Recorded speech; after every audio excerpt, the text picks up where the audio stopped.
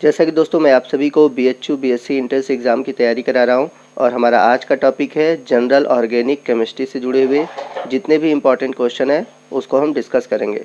तो इससे हमारे कम से कम 4 क्वेश्चन आपके इंट्रेंस एग्ज़ाम में आते हैं। तो आइए देखते हैं कि कौन कौन से किस तरह के क्वेश्चन आपके एग्ज़ाम में पूछे जाते हैं। तो आइए मैं पहले आपको बता दूँ कि जनरल ऑर्गेनिक केमिस्ट्री में कौन कौन से टॉपिक हम लोग पढ़ेंगे। तो उसमें हमारा पहला टॉपिक रहेगा प्यूरिफिकेशन। तो प्यूरिफिकेशन से जो टॉपिक पूछा जाता है जनरली जितने भी एलिमेंट टेस्ट होते हैं उनसे रिलेटेड क्वेश्चन पूछे जाते हैं, जैसे कि carbon test, hydrogen test, halogen test, nitrogen test. तो उसमें जेंडाल विधि, कैंडाल विधि। इसके बाद जो सेकंड पार्ट पूछा जाता है वो पूछा जाता है आपके IPSC नेम से। तो एक क्वेश्चन इससे कंफर्म रहता है कि आपके एग्ज़ाम में आएंगे। इसके बाद थर्ड नंबर पे आता है रिएक्शन मैकेनिज्म, जिसमें कि हम इलेक्ट्रोफाइल, न्यूक्लियोफाइल, फ्री रेडिकल्स। तो हमको इलेक्ट्रोफाइल, न्यूक्लियोफाइल और फ्री रेडिकल पढ़ने होते हैं और इससे जुड़े हुए जितने भी एग्जाम्पल हैं और कैसे मैकेनिज्म होता है और इनसे जुड़े हुए जो रिएक्शन है वो आपके एग्ज़ाम में क्वेश्चन के फॉर्म में पूछे जाते हैं। यहीं पर एक क्वेश्चन और पूछा जाता है स्टेबिलिटी, जैसे कि stability of nucleophile, stability of electrophile या स्टेबिलिटी ऑफ फ्री रेडिकल्स। तो इनसे जुड़े क्वेश्चन भी पूछे जाते हैं। फोर्थ नंबर पे जो टॉपिक बनता है, जैसे कि आपका दे दिया कि इलेक्ट्रोफाइल रिएक्शन है या फिर न्यूक्लियोफाइल रिएक्शन है, तो उनके जो नेमिंग के रिएक्शन है वो भी क्वेश्चन में आपके पूछे जाते हैं। तो इस तरह से जो कुल 4 प्रकार के जो क्वेश्चन है, यानी कि 4 क्वेश्चन आपके जनरल ऑर्गेनिक केमिस्ट्री से पूछे जाते हैं। हालांकि इस वीडियो से जुड़ा हुआ ये हमारा फर्स्ट पार्ट है। आगे आने वाले वीडियो में हम इसके हो सकता है सेकेंड और थर्ड पार्ट लेकर आएँ। तो आइए वीडियो को स्टार्ट करते हैं। तो हमारा आज का पहला क्वेश्चन है, first organic compound in laboratory was synthesized by. तो आपको बताना है कि प्रयोगशाला में प्रथम कार्बनिक यौगिक का निर्माण करने वाले वैज्ञानिक कौन थे। तो सिंपल क्वेश्चन है, हम सभी जानते हैं। इसका राइट ऑप्शन है ऑप्शन बी, वोहलर। तो वोहलर साहब ने क्या किया था, अमोनियम साइनेट को गर्म किया और जो हमारा प्रोडक्ट बना वो बना था यूरिया, NH2CO NH2। और ये लैब में बनने वाला फर्स्ट ऑर्गेनिक कंपाउंड था। तो यहाँ पर जो हमारा यूरिया प्रोडक्ट बना है वो किससे बना है, अमोनियम साइनेट से। तो कभी कभी ये भी क्वेश्चन पूछ देता है कि जो यूरिया का फॉर्मेशन हुआ है वो किससे हुआ है, तो याद रखिएगा अमोनियम साइनेट से। और यदि हम बात करें यूरिया की, तो यूरिया लैब में प्रोड्यूस होने वाला फर्स्ट ऑर्गेनिक कंपाउंड था। इसके पहले कोई भी ऑर्गेनिक कंपाउंड लैब में प्रिपेयर नहीं किया गया था। आइए चलते हैं अगले क्वेश्चन की। क्वेश्चन नंबर 2 है, first organic compound synthesized in laboratory was. तो मैंने पीछे भी आपको बताया कि सर्वप्रथम किस कार्बनिक यौगिक का संश्लेषण किया गया था, यूरिया का। तो इसमें कभी कभी ये पूछ देता है कि इसमें कौन सा फंक्शनल ग्रुप पाया जाता है। तो इनमें जो फंक्शनल ग्रुप पाया जाता है वो पाया जाता है एमाइड ग्रुप, यानी कि CONH2। तो ये भी याद रखिएगा, इससे जुड़े भी क्वेश्चन आपके पूछे जाते हैं। क्वेश्चन नंबर 3 है, the IPSC name of following compound. तो इसका यानी कि ये ऑर्गेनिक कंपाउंड का बहुत बार आपको IPSC नेम पूछा जाता है। तो आइए देखते हैं इसका नेमिंग कैसे करते हैं। तो जब भी किसी ऑर्गेनिक कंपाउंड में जो फंक्शनल ग्रुप होते हैं वो डायरेक्ट कार्बन से जुड़े होते हैं, जैसे कि यहाँ पर जो CN समूह है वो डायरेक्ट जुड़ा हुआ है, या फिर हम कार्बोक्सिलिक ग्रुप है उसको डायरेक्टली हम लोग जोड़ दें, तो हम क्या करेंगे, इनको डायरेक्टली न जोड़ के सीधे कार्बन कंपाउंड को हम काउंट करेंगे।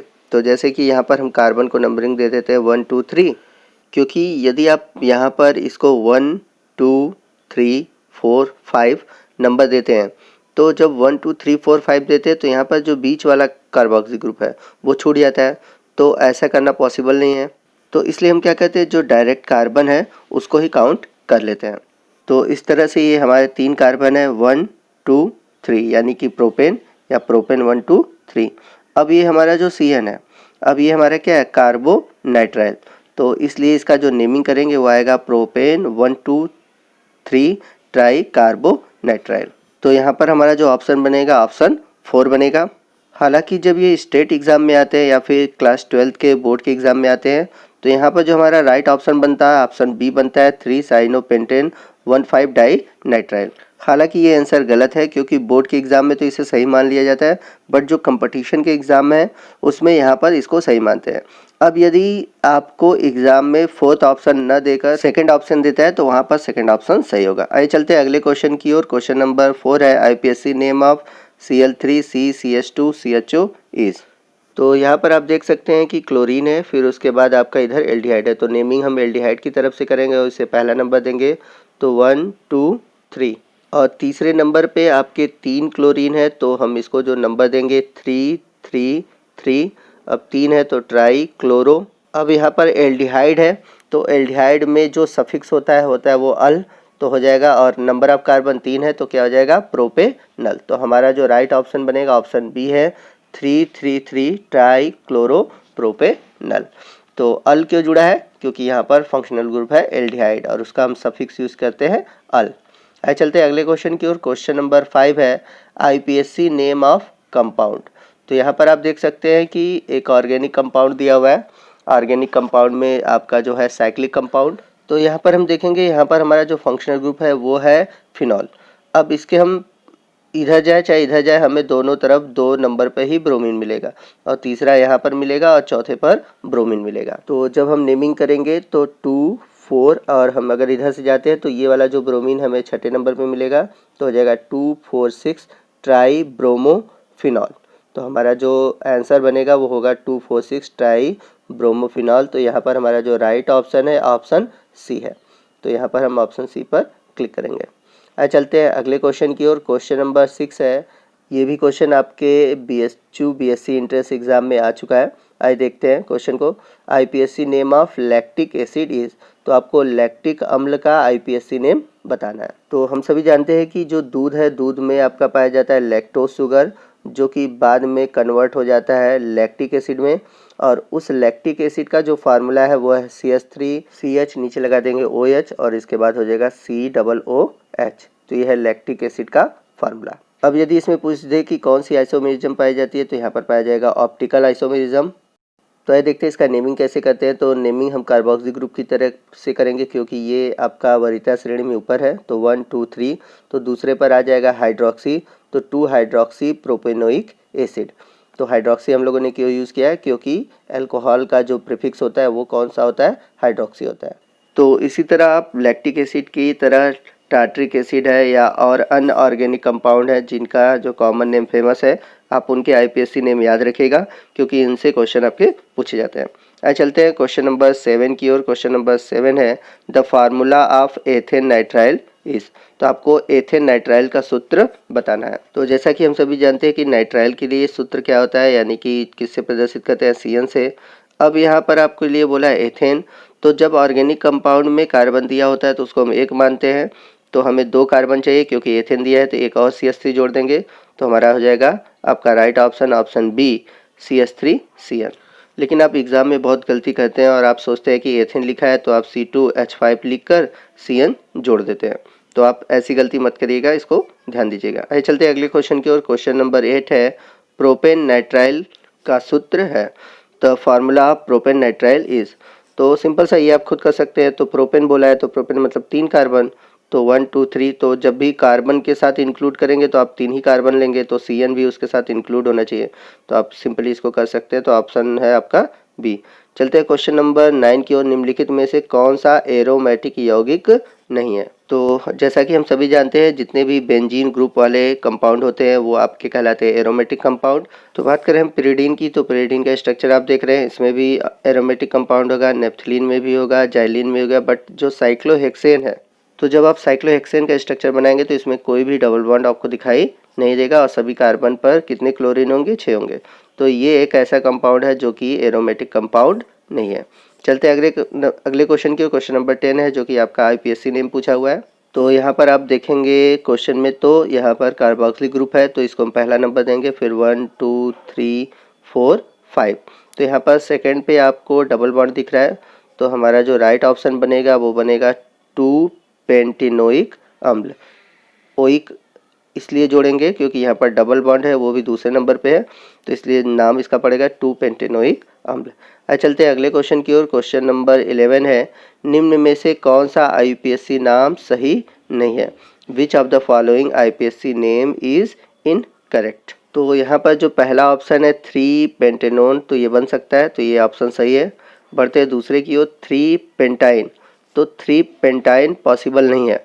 तो आपको बताना है, आइए इसको स्ट्रक्चर को ड्रा करते हैं। तो अगर इसके स्ट्रक्चर को ड्रा करें तो कुछ इस तरह बनेगा। 5 कार्बन है, पेंट बोला है तो 5 हो गया, और थर्ड नंबर पे आपका रखना है ट्रिपल बॉन्ड। तो अगर हम थर्ड नंबर पे रखते हैं तो नंबरिंग हम जब भी उधर से करेंगे, यानी उस कार्बन की तरफ से करेंगे जिधर हमें ट्रिपल बॉन्ड नज़दीक मिले, तो नज़दीक दूसरे पे मिलेगा।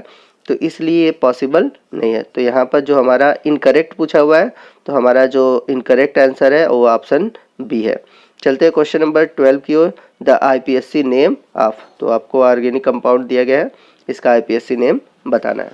तो आइए देखते हैं कि इसका आईपीएससी नेम कैसे होगा। तो नंबरिंग इधर से करेंगे क्योंकि जितने भी फंक्शनल ग्रुप है आपको इस साइड से पास में है, तो 1 2 3 4 5 6।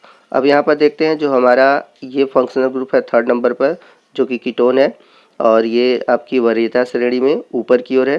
तो मेन फंक्शनल ग्रुप का हम क्या यूज़ करते हैं, सफिक्स यूज़ करते हैं, और जो आपके नीचे की ओर होते हैं उनका हम प्रीफिक्स यूज़ करते हैं। तो अल्कोहल का जो प्रीफिक्स होगा वो होगा हाइड्रोक्सी। उसके बाद बात करते हैं हम मेथिल ग्रुप फोर्थ नंबर पे है, तो 4 मेथिल, और अल्फ़ाबेट में अगर देखें तो हाइड्रोक्सी पहले आएगा, मेथिल बाद में आएगा, तो हो जाएगा 1 हाइड्रोक्सी 4 मेथिल। अब कीटोन जो है आपके थर्ड नंबर पे है, तो इस पे लिखेंगे 3। अब टोटल नंबर ऑफ कार्बन कितने हैं, 6 हैं, तो 3 हेक्सानोन। तो हमारे यहाँ पर जो राइट ऑप्शन बनेगा ऑप्शन फर्स्ट है, 1 हाइड्रोक्सी 4 मेथिल 3 हेक्सानोन। आइए चलते हैं अगले क्वेश्चन की ओर। क्वेश्चन नंबर 13 है, न्यूक्लियोफिलिक रीजेंट इज, तो न्यूक्लियोफिलिक को हिंदी में क्या बोलते हैं, नाभिक स्नेही। तो नाभिक स्नेही कंपाउंड क्या होते हैं, तो नाभिक स्नेही कंपाउंड वे कंपाउंड होते हैं जिनके पास देने के लिए लोन पेयर ऑफ इलेक्ट्रॉन होते हैं, यानी कि ये जोड़ों में इलेक्ट्रॉन दे सकते हैं। जैसे कि हम बात करें NH3 अमोनिया, ये एक न्यूक्लियोफिलिक रीजेंट है। इसके अलावा अगर और एग्जाम्पल की बात करें तो वाटर हो गया, क्योंकि यहाँ पर इसके पास लोन पेयर ऑफ इलेक्ट्रॉन है। फिर उसके बाद है आपका अल्कोहल, फिर उसके बाद है आपका ईथर, और उसके बाद अगर एक और एग्जांपल लें तो आपका एमीन समूह है। तो ये सभी आपके न्यूक्लियोफाइल हैं जिनके पास लोन पेयर ऑफ इलेक्ट्रॉन देने के लिए होते हैं। तो यहाँ पर अगर हम ऑप्शन की बात करें कि इन ऑप्शन में न्यूक्लियोफिलिक रीजन कौन से हैं, तो यहाँ पर हमारा जो ऑप्शन बनेगा वो बनेगा ऑप्शन डी, ROR, यानी कि ईथर। क्वेश्चन नंबर 14 है, यहाँ पर पूछा हुआ है इलेक्ट्रोफिलिक रीजेंट, यानी कि आपका हो गया इलेक्ट्रॉन स्नेही अभिकर्मक।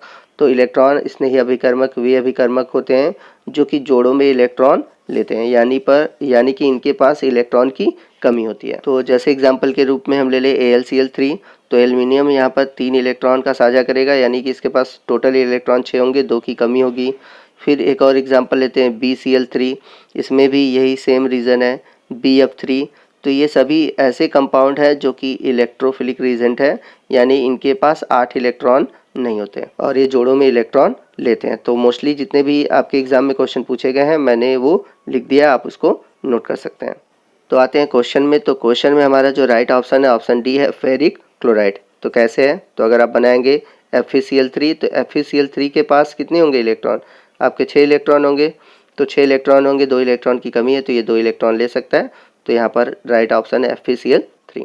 तो दोस्तों आज के पार्ट में बस इतना ही, मिलते हैं अगले पार्ट में। अगले पार्ट में हम और भी जनरल ऑर्गेनिक केमिस्ट्री से जो क्वेश्चन है उनको डिस्कस करेंगे और देखेंगे कि कैसे हम उन्हें सॉल्व कर सकते हैं। तो मिलते हैं अगले पार्ट में, तब तक के लिए जय हिंद, जय भारत।